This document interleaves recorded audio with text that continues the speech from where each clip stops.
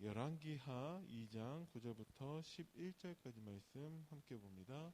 구약성경 562페이지에 있습니다.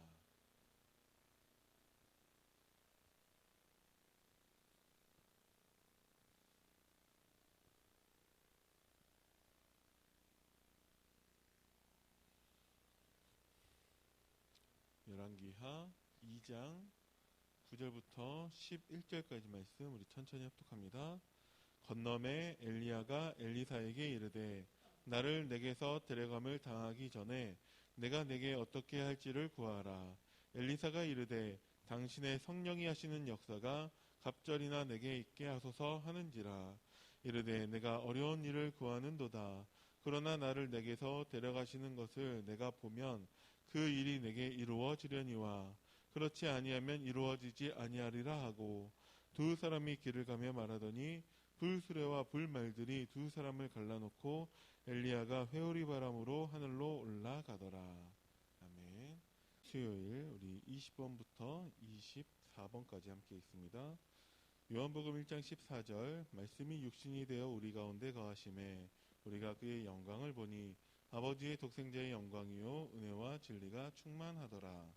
요한복음 3장 16절 하나님이 세상을 이처럼 사랑하사 독생자를 주셨으니 이는 그를 믿는 자마다 멸망하지 않고 영생을 얻게 하려 하심이라.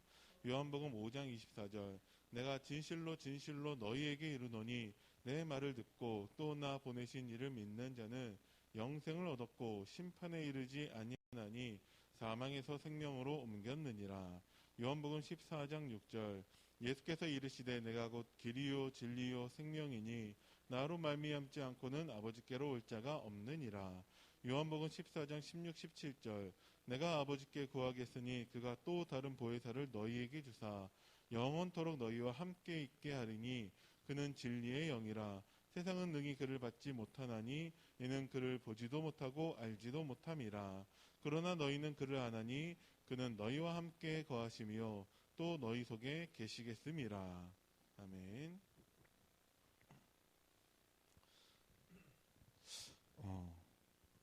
모든 사람들이 아마 한두 번 이상은 이사의 경험이 있을 것입니다. 이사할 때 보면은 참 특이한 게 내가 이렇게 짐이 많았나?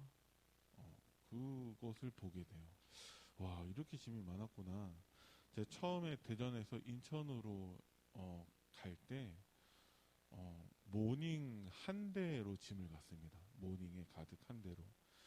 그리고 나서 처음에 임시로 교회에 머물러 있다가 한 2, 3일 만에 이사를 했는데 이스타나 한 대로 안 되더라고요. 2, 3일밖에 안 지났는데 어떻게 이럴 수 있지? 근데 살면서 짐이 그렇게 점점 많아져요. 그래서 이사할 때 어떻게 해야 되냐? 버려야 돼요. 버리지 않으면 뭐 다 가지고 갈 수는 있겠지만 이사 가서도 곤란해지죠. 왜냐하면 다 하나하나 정리를 해야 되는데 실제로 내가 안 쓰는 물건들이 되게 많이 있거든요. 그래서 정리는 일단 쓸데없는 것들을 버리는 것에서부터 시작됩니다. 이 말씀을 왜 드리냐면은 우리가 말씀을 정리할 때 이 말씀을 하나하나 다 내가 이해하고 깨닫고 소화해내고 하면은 좋겠죠. 그런데 그렇지가 못해요. 또 그럴 필요도 없을 때가 많이 있어요. 그럼 어떻게 하면 되냐? 내가 지금 당장 쓰지 않는 것, 앞으로도 쓰지 않을 것 같은 것들은 버리면 돼요. 그래서 정말 필요한 것들만 가지고 가면 됩니다. 말씀도 마찬가지예요.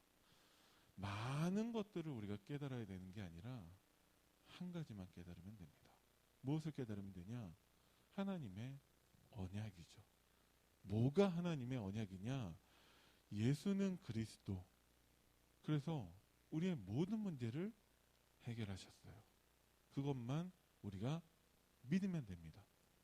그리고 그 예수님이 성령으로 지금 우리와 함께하고 계십니다. 그것을 믿으면 돼요. 나머지는 우리가 계속 말씀을 들을 것입니다. 그래서 말씀을 듣다가 내 안에 성령께서 가르쳐 주시고 깨닫게 하실 거예요. 그러면 그때까지 많은 것을 잡으려고 하다가 아무것도 못 잡는 것처럼 어리석은 일이 없는 거죠. 그래서 우리는 한 가지라도 확실하게 우리는 붙잡으면 됩니다. 대학을 졸업하고 대학원 과정을 마치고 이제 학사, 석사, 박사가 되시는 분들이 많이 있죠. 근데 그 박사님들이 다 알고 있냐? 그렇지 않아요. 만물 박사는 우리 일상생활에서 만나는 사람들 가운데에서 이것저것 조금씩 잘하는 사람들이 만물 박사고, 진짜 박사님들은 자기가 공부한, 전공한 분야의 그 가운데에서도 한 가지를 전공한 사람들이에요. 그래서 어떤 박사님은 기생충에 대해서 전문가예요. 근데 이 사람은 은행 업무도 못하는 사람도 있어요. 그렇죠? 우리가 보는 그런 연기자들, 모델들, 가수들, 노래는 너무 잘하는데 운전도 못하는 사람이 있어요. 왜? 노래만 하다 보니까 운전도 못해요. 근데 그 사람 운전 못한다고 뭐라 하는 사람 없어요. 왜? 매니저가 해주면 되니까. 마찬가지로 우리가 모든 것을 다 알아야 되냐? 그러면 그리스도가 필요가 없죠. 모든 걸 다 깨달아야 되냐? 그러면 우리가 성령의 역사가 필요가 없죠. 그래서 우리는 정확한, 확실한 하나님의 언약을 붙잡으면 됩니다. 어떤 언약이냐? 복음의 언약이죠. 예수는 그리스도시고 모든 문제 끝났고 지금도 우리와 함께하고 계십니다. 사탄은 지금도 그것만 방해하고 있어요. 복음의 언약만 놓치도록 방해하고 있습니다. 그래서 강단 말씀을 놓치도록 하고 있고, 예배에 실패하게 만들고 있고, 교회에서 엉뚱한 말만 하게 만들고 있습니다. 그래서 전 세계를 통치하는 느부갓네살 왕이 우상 숭배를 시키죠. 어떻게 시키냐? 다니엘서 3장 15절에 한 번 더 회유를 합니다. 이제라도 너희가 준비해서 절하면 좋거니와. 야, 좋은 게 좋은 거지. 니들이 포로로 끌려와서 지금 이렇게 성공하지 않았냐. 한 번만 절하면 된다. 에이, 좋은 게 좋은 거지 않냐. 아니요. 좋은 게 좋은 게 아니에요. 우리는 복음만 좋은 것입니다. 근데 그 복음을 방해하고 있다는 거죠. 그래서 새 청년은 우상 숭배를 거부해요. 16절에 왕이여, 이 일에 대해서 우리한테 말할 필요가 없습니다. 우리는 절대 타협하지 않겠다라는 것이죠. 왜? 17절에 하나님이 살아계시다면 저 맹렬히 타는 불과 왕의 손에서 우리를 건지실 것입니다. 한 번 더 얘기하죠. 18절에 그렇게 하지 아니하실지라도 새 청년은 언약을 믿는 믿음을 고백하고 있습니다. 어떻게 믿냐? 그냥 믿어요. 하나님이 살아계시고 우리를 건지실 거다. 그냥 믿어요. 토 달지 말고 계산하지 말고 그냥 믿습니다. 그냥 믿는 게 제일 좋은 믿음이에요. 제가 대전에 계신 저희 부모님에 대해서 그냥 믿어요. 막 부모님을 뵐 때마다 유전자 검사하자고 막 달려들지 않아요. 그냥 믿어요. 저희 부모님도 저를 아들이라고 그냥 믿어요. 불 가운데에서 보호하시고 세상 현실에서 나를 보호하시고 사탄이 주는 염려, 걱정, 근심에서 나를 보호하시고, 우리가 언약을 믿는 믿음을 고백할 때 하나님은 그 불신자들이 우리를 통해서 하나님을 보고 하나님의 성령의 역사를 보고 하나님을 찬양하게 만드십니다. 그래서 우리는 뜻을 정한 새 청년들처럼 인생 결단을 해야 됩니다. 그래서 전도자의 결단이죠. 하나님이 준비하신 것들이 있어요. 렘넌트 7명들에게마다 문제로 보이지만 실제로는 하나님의 언약을 믿는 믿음을 위해서 준비하신 것들이 있습니다. 요셉에게서는 꿈을 꾸게 만들었죠. 확실한 하나님의 언약을 믿는 믿음을 가진 요셉은 노예가 돼도 포로가 돼도 그 감옥에 가도 전혀 흔들리지 않습니다. 왜? 하나님의 언약을 그냥 믿었습니다. 모든 렘넌트들마다 다 마찬가지죠. 바벨론에서도 하나님은 다니엘 새 청년들에게 뜻을 정하게 하셨죠. 여러분들이 매일 예배 드리실 때마다 하나님 말씀 들으실 때마다 뜻을 정하시기 바랍니다. 어떻게 하면 되냐? 많은 복잡한 것들 모르겠고 나는 오직 예수는 그리스도다. 나는 한 가지만 붙잡겠다. 언약을 믿는 믿음이면 끝난다. 한 가지만 붙잡으시기 바랍니다. 그러면 한 가지 붙잡은 나에게 하나님이 또 다른 것을 깨닫게 하세요. 왜? 많은 사람을 옳은 대로 인도하는 자는 별과 같이 영원히 빛나리라. 그것이 우리의 사명이기 때문에 사명을 감당하게 하기 위해서 하나님이 우리에게 은혜 주시고 힘 주시고 답을 주세요. 그것이 초대교회에 일어난 일들입니다.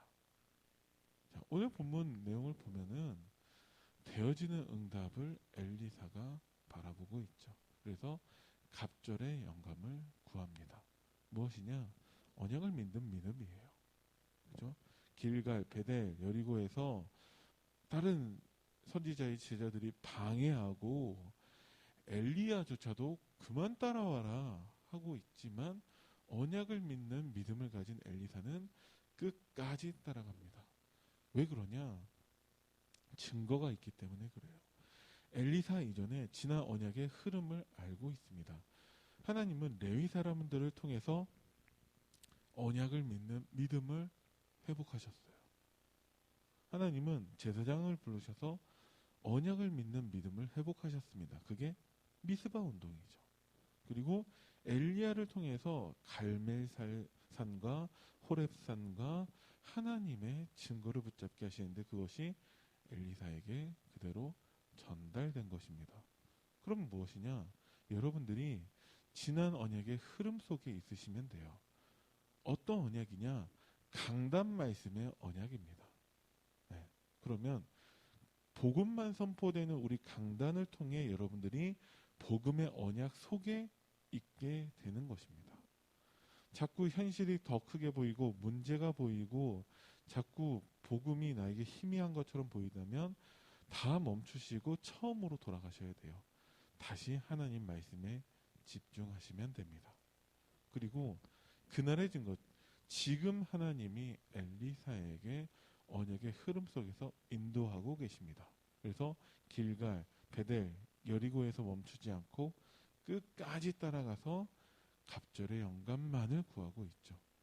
그런 엘리사를 통해 하나님은 7천 제자와 함께 언약을 믿는 믿음을 회복하고 그것이 도단성 운동으로 나타나게 됩니다.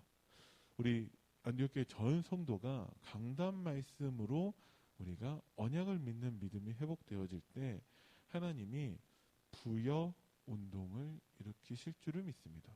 언제 됩니까? 그럼 뭐 하나님이 아시겠는데 우리는 하나님의 강단 말씀을 통해 언약을 믿는 믿음만 회복하시면 돼요. 그냥 믿으시면 됩니다. 그럼 앞으로 어떻게 되어지냐? 엘리사를 통한 회복된 언약을 믿는 믿음이 이사야에게, 학계 에스라에게, 베드로와 바울에게, 우리들에게 전달되어졌습니다. 우리를 통해서 부여 운동이 안 일어날 수도 있어요. 상관없습니다. 우리를 통해서 언약을 전달받은 렘넌트를 통해서 하나님은 이루실 것입니다. 우리 교회 렘넌트가 많지 않은데요. 한 명만 있어도 됩니다. 한 명씩만. 확실한 언약을 믿는 믿음을 가진 렘넌트가 한 명만 있으면 돼요. 왜 그러냐? 그 렘넌트는 차세대 응답인데 갈라디아서 2장 20절에 그 나, 다른 나, 그리스도 안에 있는 나이기 때문에 상관이 없어요. 우리도 그 그리스도 안에 있는 나로서 증인이 되면 되는 것이고 그 렘넌트가 증인이 돼서 모든 사람들에게 언약을 믿는 믿음을 회복할 것입니다. 그리고 7대 여정. 그래서 우리가 하나님의 언약 속에서 내가 먼저 누리고 후대에게 가르치고 전달하는 그 여정 속에 이미 있는 거예요. 지루하고 답답하고 멀게 느껴지고 나는 되는 것도 없는 것처럼 보이지만 나 기준이기 때문에 그렇습니다. 갈라디아서 2장 20절이 되어야 하는 것이죠. 하나님은 주무시지도 않고 졸지도 않으세요. 하나님은 실수하지 않는 분이십니다. 그분이 지금 우리와 함께하고 계시죠. 그래서 우리는 237 나라 5천 종족을 치유하고 서밋으로 만드는 사명을 감당하는 것입니다. 어떻게 하면 되냐? 길갈 여리고 베델에 머물지 말고 끝까지 우리는 따라가는 것입니다. 끝까지 강단 말씀 따라가고 끝까지 언약을 따라가고 끝까지 복음만 따라가면 됩니다. 그때 하나님이 되어지는 응답으로 우리에게도 성령의 충만한 응답을 주실 줄을 믿습니다. 오늘 하루 강단 말씀 붙잡고 그 응답의 주역이 되기를 간절히 기도합니다. 기도하겠습니다. 살아계신 하나님 은혜를 감사드립니다. 우리 안디옥교회 모든 성도님들, 특별히 2차 40일 집중 기도 가운데 있는 모든 분들에게 하나님이 오는 말씀 성취의 증인이 되게 하여 주시고 항상 언약을 믿는 믿음으로 충만하도록 주님이 축복하여 주옵소서.